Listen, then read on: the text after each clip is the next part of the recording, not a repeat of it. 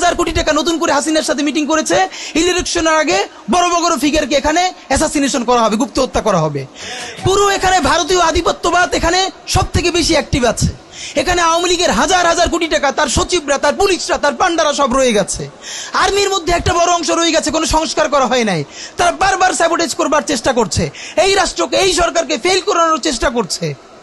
তো আপনি মুক্তিযুদ্ধের পরে যে ৩-৪ বছর এইরকম রাহাজানি হয়েছে, সেটাকে যদি অটকুন দিতে পারেন যে নতুন রাষ্ট্র গঠনের আগে এই ঝামেলাটা হয়, তাহলে এই যে নতুন বাংলাদেশের স্বপ্নের মধ্যে এইগুলোকে আপনি বড় করে মপ করে ফ্রেমিং করেন, আপনি এই জবান যে আপনার না, এই জবান যে দিল্লির জবান, ভারতীয় আধিপত্যবাদের জবান, সেইটা বুঝতে আমাদের পিএইচডি করা লাগে না।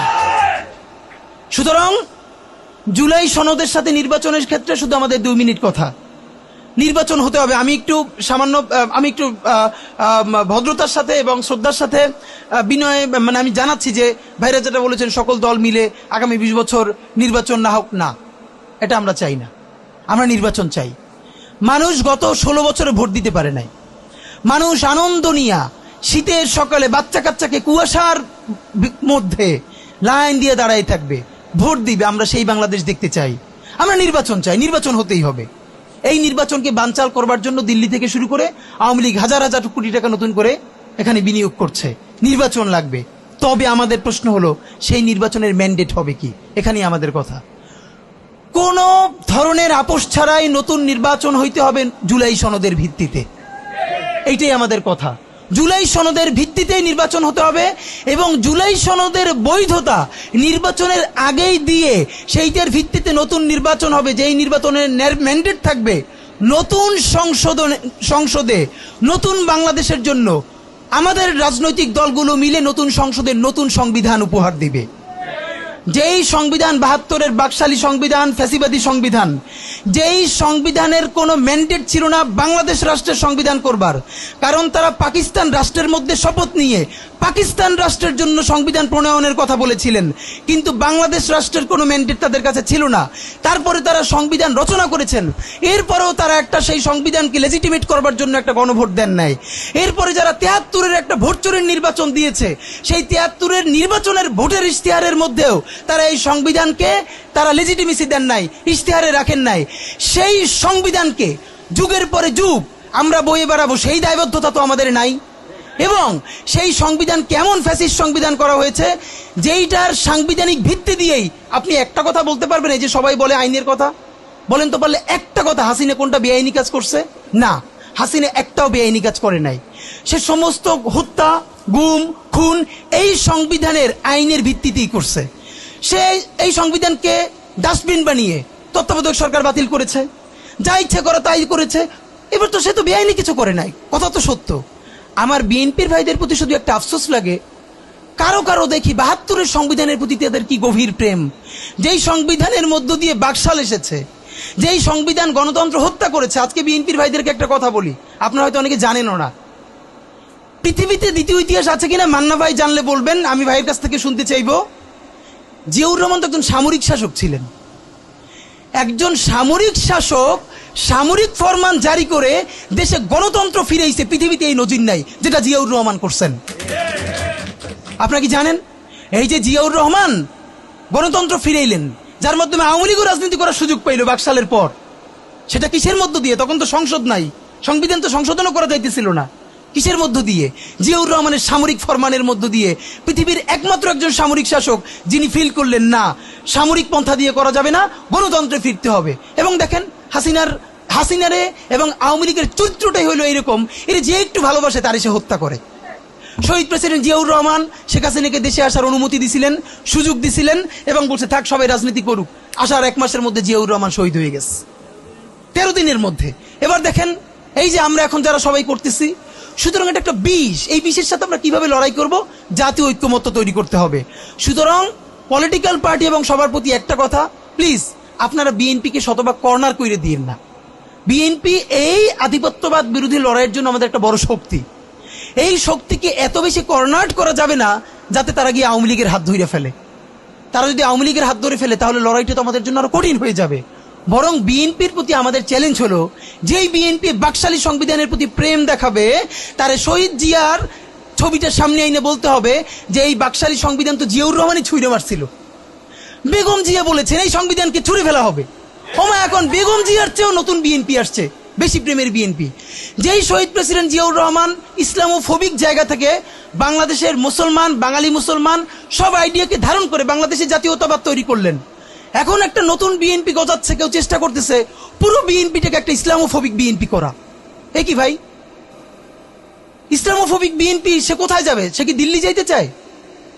আমরা আমাদের প্রথম চ্যালেঞ্জ হলো স্বাধীনতা সার্বভৌমত্ব রক্ষার স্বার্থে এই বিএনপিকে শহীদ জিয়ার কাছেই রাখতে হবে, এই বিএনপিকে বেগম জিয়ার কাছেই রাখতে হবে। নাম্বার 2, আমাদের সামনের নির্বাচনে ম্যান্ডেট কি হবে এইটা সুস্পষ্ট। জুলাই সনদের ভিত্তিতে যদি নির্বাচন না হয়, এই নির্বাচন আপনারা চাইলে করেন, আমরা কেউ ভোট দিতে যাব না। নাম্বার 3, সেই নির্বাচনের পরে সংসদের ম্যান্ডেট কি হবে? সংসদে জুলাইয়ের বর্তমান সনদে যেটা স্বাক্ষরিত হবে সবার ঐক্যমত্যের ভিত্তিতে, এটা নির্বাচনের আগে মানে সংবিধান সংশোধন করা ছাড়াই অধ্যাদেশের বলে বলে যেটা করা সম্ভব সেটা আগেই করে ফেলতে হবে এবং তাকে দিয়ে নির্বাচন করাইতে হবে। এবং আমাদের বিএনপির বন্ধুরা বলছেন 2 বছর সময় নিয়ে তারা সংসদে এইগুলো পাশ করাবেন। 2 বছর চলবে না, সর্বোচ্চ সময় 6 মাস। সংসদের প্রথম 6 মাসের মধ্যে জুলাই সনদের সমস্ত কথাগুলো সংবিধান ইনকর্পোরেট করতে হবে। যদি পারেন নতুন সংবিধান করতে হবে, নতুন সংবিধান করতে না পারলে এইটার মধ্যে ইনকর্পোরেট করতে হবে। রাজনৈতিক বিভাজনের ফাঁকে একমাত্র সমস্ত সুবিধা নেবে ফ্যাসিবাদ, ফ্যাসিবাদের শক্তি এবং আওয়ামী লীগ। আমরা আমাদের জীবন থাকতে বাংলাদেশের মাটিতে ভারতীয় আধিপত্যবাদ থেকে শুরু করে আর কোনো বিদেশি আধিপত্যবাদ, হাসিনা এবং ফ্যাসিবাদকে মেনে নিব না। এবং আমরা যদি শহীদ হয়ে যাই, আমাদের সন্তানেরা লড়বে, তার সন্তানেরা লড়বে। কিয়ামত পর্যন্ত বাংলাদেশ নামক জমিন যতদিন বেঁচে থাকবে ততদিন পর্যন্ত আজাদির সন্তানেরা লড়াই করবেই করবে। ওদেরকে স্কুলে, কলেজে, ইউনিভার্সিটি দিনের পরে দিন কাউন্সিলিং করা উচিত ছিল। আপনি কাউন্সিলিং করেন নাই, ওদের পুনর্বাসন করতে পারেন নাই, শহীদদের পরিবারের পুনর্বাসন করতে পারেন নাই। এখন এই ছেলে মেয়েগুলো দেখে যে এই রক্তের মধ্য দিয়া সে চিরতরে অন্ধ হইছে, পঙ্গু হইছে, এখন তারপর ন্যূনতম বিচারই শুরু হয় নাই। বিচার নাই, সংস্কার নাই, সে বরং দেখতে পাইতেছে সেই আগের পুরনো আওয়ামী লীগ জিকে বসতেছে, যাতে তার মনে হইতেছে সে যে এবার অন্ধ হয়ে বাইচে আছে সেটাও হয়তো বাইচে থাকতে পারবে না, এবার হয়তো তাকে হত্যা করে ফেলা হবে। সেই রিয়াকশনে সে কাউকে গালি দিচ্ছে। এই গালিকে আপনার এত অপবিত্র মনে হয়, কিসের সাথে তুলনা দেন? গত 15 বছর যার তুলনা একমাত্র জাহান্নামের সাথে হইতে পারে। তো আপনারা কি বুঝাইতে চান আমাদেরকে? এগুলো মনে করেন আমরা বুঝি না? নাম ধরে বললে পলিটিক্যাল পার্টিগুলো বেশি প্রেসার ফিল করে। আমার বিভিন্ন টিভি থেকে ফোন করে বলে, ভাই আপনার সাথে তো অমুক দলের অথবা অমুক দলের কেউ আসতে চায় না। এখন এই জন্য আমার কি হয়েছে, তারা যাতে একটু ট্রাস্ট পান, একটু কনফিডেন্স পান, এই জন্য কথার উত্তর দিই না। আমার এক বড় ভাই টকশোতে বললেন, তুমি থাক, ওনারা মুরব্বী মানুষ, তুমি যদি 2 শব্দ কম বলো তোমার জীবন পড়ে আছে, কিছু হবে না। তাই ওনাদেরকে 2 শব্দ কম বলতে বলতে ওনারা এমনই হয়েছে, ওনারা মাইনেই নিতে পারে না যে এই বাচ্চারা না থাকলে ওনারা যে এখনো জেলে থাকতো অথবা বাড়ি বাড়ি পালাইতো, এইটা ওনাদের ভুলেই গেছে 1 বছরে। তো সেই বাচ্চার গালিগালাজরে আপনার এত খারাপ লাগে? আমি বলেছি সমস্ত গালিগালাজ বন্ধ হয়ে যাবে। আমি এখন আপনারা চাইলে, আমার কাছে একাডেমিক থিসিস আছে কেন গালি দেওয়া যাবে। শুধু গালি দেওয়াই যাবে না, এই গালি কেন বৈধ এমনি তো বলা যাবে না, যে একাডেমিক থিসিস আছে। আমি আন্দাজে কথা বলি না, আমি একটা বিশ্ববিদ্যালয়ে পড়াইও। তো এইটা আমি বলতে চাই না, তখন আবার বলবেন যে গালিকে প্রমোট করে। কিন্তু হ্যাঁ, আপনার চোখের সামনে শহীদ রিয়াগোপ এর বুলেটটা ভিতর থেকে ঢুকে এরপরে পিছনের ওয়ালে গিয়ে লিখেছে, সে ওয়াল 2 ইঞ্চি ছিদ্র হয়ে গেছে। এই রাষ্ট্রের এমন কোন লিথাল ওয়েপন আর্মির কাছে, পুলিশের কাছে, বিজেপির কাছে ছিল না যেইটা সাধারণ নাগরিকের উপরে এই হাসিনা ব্যবহার করে নাই। আপনার বুকের মানিক আপনার সামনে বসে কলিজা ছিঁড়ে ওয়াল ছিদ্র হয়ে যাচ্ছে, তখন আপনি রবীন্দ্রসঙ্গীত গাইবেন? আপনি কি করবেন তখন? এখন মুশকিল হলো, এই গালি নিয়ে যারা কথা বলে তার কোনো সন্তান শহীদ হয় নাই, তার বাবা মাও শহীদ হয় নাই, কেউ অন্ধ হয় নাই, পঙ্গু হয় নাই, তাই গালি এত বিষ লাগে, আর আওয়ামী লীগ তার মধুর মতো লাগে। তো এখন আমি সর্বশেষ যে কথাটা বলতে চাই, আপনারা একটা মিডিয়ার ভাইয়েরা কাইন্ডলি চেষ্টা করে দেখেন। এই যে গৃহযুদ্ধটা হওয়ার কথা ছিল, হইল না, তো অশান্তি তো কিছু থাকবেই, আমরা তো রাষ্ট্র গঠন করব। এরপরও তো তুলনামূলক অনেক কম হচ্ছে। কেউ একটা মিডিয়া কেন বলতেছে না 1971-এর মহান মুক্তিযুদ্ধের পর 72 থেকে 75 বাংলাদেশে যেই পরিমাণ মব সন্ত্রাস হয়েছে, যেই পরিমাণ কেওয়াস হয়েছে, ইতিহাসে তার হয় নাই। তার সাথে জড়িত ছিল কারা? এই যে মুজিব বাহিনীর গুন্ডারা। আমার বাবা আমার মা বলেছে মুক্তিযুদ্ধের পরে যে অস্ত্রগুলো জমা দেয়া হয় নাই, সেই জমা না দেয়া অস্ত্র থেকে প্রত্যেকটা বাড়িতে বাড়িতে ছিনতাই রাহাজানি। আমার মায়ের আজকে এই কথাটা বলি, আমার মা বলতেছেন আমার নানা একজন সম্ভ্রান্ত আলেম, তিনি যেখানে থাকতেন মুক্তি বাহিনী এবং পাকিস্তান বাহিনী কেউই তাকে কখনো আক্রমণ করেন নাই তার সম্মানে। আমার মা খালারা বাসায় ছিলেন, তাকে পুরো এলাকাবাসী দেখিয়ে রেখেছে। বাট মুক্তিযুদ্ধের পরে আমার মা বলেছে, তখন তার বয়স 16, আমার মা আমার খালা এবং এলাকার অনেক মেয়েদেরকে যাদের চেহারা একটু ভালো ছিল তাদের গায়ে কালি মেখে তারপরে অনেক সময় মাটির নিচে বাংকার বানিয়ে বা বিভিন্ন জায়গায় রাখা হতো তাদের সম্ভ্রম রক্ষা করবার জন্য। এই মুজিব বাহিনীর গুন্ডারা সেগুলো করেছে না? এমন কোনো চিন্তা নেই। ব্যারিস্টার ফুয়াদ ভাই সেদিনকে বলেছেন তার বাবা সে অসংখ্য সালিশ করেছে তাদের এলাকায় যে এই গুন্ডাগুলো মুক্তিযুদ্ধের পর বিভিন্ন জায়গায় ছিনতাই করতো, তারপরে এলাকাবাসী আইনে গাছের সাথে বাইধে রাখতো, এরপর এলাকার মুরব্বীরা আবার সব উদ্ধার কইরা মানুষের কাছে কাছে দিয়ে আসতো। হওয়ারই কথা ছিল একটা নতুন রাষ্ট্র, আইন শৃঙ্খলা বাহিনী প্রতিষ্ঠিত হয় নাই, প্রচন্ড কেওয়াজ হবে, তারপরে নতুন রাষ্ট্র গঠন করতে হবে, আইন শৃঙ্খলা বাহিনী ঠিক করতে হবে, স্বাভাবিক তো। তাহলে মুক্তিযুদ্ধের পরের কেওয়াজ যদি আপনার কাছে মব না হয়, তাহলে এরকম তুমুল গণহত্যার পরে যখন গৃহযুদ্ধ হয়ে যাওয়ার কথা সেইটা হয় নাই, বরং এখনো এখানে এসালম সবাই যখন মৃত্যুটাকে ভীষণ ভয় পায়, আমি তখন হাসতে হাসতে আল্লাহর কাছে ভীষণ সন্তুষ্টি নিয়ে পৌঁছতে চাই যে আমি একটা ন্যূনতম ওই জীবনটা লিড করতে পারলাম, যে আমি একটা ইনসাফের হাসি নিয়ে আমি আমার আল্লাহর কাছে পৌঁছতে চাই। হায়াত মৌতের মালিক আল্লাহ, ন্যূনতম সিকিউরিটি নিয়ে চলাও হলো সুন্নাহ। কিন্তু আমাদের লড়াইটা হলো, আমার মা স্বাভাবিকভাবেই কান্নাকাটি করেন, আমার পরিবার সবাই। তো আমি আমার মাকে বলেছি যে দেখো, মানে আমরা যে লড়াই নেমেছি, আমার একটা মনে হয় কি কোনো রাজনীতিবিদের না বাসায় মৃত্যুটা হইতে পারে না, এটা কোনো ভালো মৃত্যু না। যিনি রাজনীতি করেন, যিনি লড়াই করেন, যিনি বিপ্লবী, যিনি সংগ্রামী, তার মৃত্যুটা হবে একটা সংগ্রামের মধ্য দিয়ে, একটা রাজপথে, একটা গ্লোরির মৃত্যু।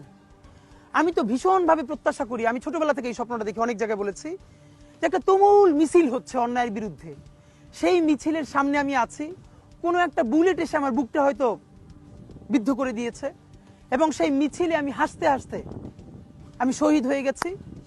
এবং সবাই যখন মৃত্যুটাকে ভীষণ ভয় পায়, আমি তখন হাসতে হাসতে আল্লাহর কাছে ভীষণ সন্তুষ্টি নিয়ে পৌঁছতে চাই যে আমি একটা ন্যূনতম ওই জীবনটা লিড করতে পারলাম, যে আমি একটা ইনসাফের হাসি নিয়ে আমি আমার আল্লাহর কাছে পৌঁছতে চাই। সুতরাং আগামী 50 বছর বাঁচলাম, কোনো ইম্প্যাক্ট তৈরি হলো না আমারে দিয়ে, দেশের জন্য, রাষ্ট্রের জন্য, উম্মার জন্য, জাতির জন্য। কিন্তু আমি ধরেন 5 বছর বাঁচলাম, সেটার মধ্য দিয়ে যদি আগামী 50 বছরের ইম্প্যাক্ট তৈরি হয়, তাহলে অনেকদিন বেঁচে থাকায় কি সাফল্যের বলেন? শহীদ প্রেসিডেন্ট জিয়াউর রহমান কয়টা দিন বেঁচেছেন, কিন্তু ভাবেন আজকে পর্যন্ত উনি আমার অনুপ্রেরণা। হাঁটতে হাঁটতে আমার পা ফুলে যায়, আমি আমার টিম সেদিনকে ব্যাগের মধ্যে জুতো নিয়ে তারপরে একটা শপিং মলে ঘুরছিলাম, মানে পা ফুলে গেছে, পা জুতোয় ঢুকাতে পারছিলাম না। তো জিয়াউর রহমানের একটা ওনার গল্প মনে পড়ছিল, যিনি মাইলকে মাইল যখন হাঁটতেন ওনার সাথে স্টাফদের পা ফুলে যেত, কিন্তু ওনার তো আর্মি ট্রেনিং আছে। তখন তাকে বলতো যে স্যার আপনার তো আর্মি ট্রেনিং, আমরা তো আর পারি না। এই জন্য ওনাকে মানুষ রাখাল রাজা বলতো। তা আমরাও সারা বাংলাদেশের 56,000 বর্গ মাইলে হাঁটতে চাই, আমরা ইনসাফের চাষাবাদ করতে চাই, একটা স্বাধীন সার্বভৌমত্বের সততার বাংলাদেশ তৈরি করতে চাই। আল্লাহ যে কয়দিন হায়াতে রাখবেন এই লড়াইটা করব। যেদিন নিয়ে যাবেন আমি স্বপ্ন দেখে যেতে চাই, আমি আমাদের এমন টিম, আমি আমার সন্তানকে রেখে যেতে চাই, আমার মৃত্যুর পরে যেন এই লড়াই বন্ধ না হয়, এই লড়াই যেন বাংলাদেশে কিয়ামত পর্যন্ত জারি থাকে।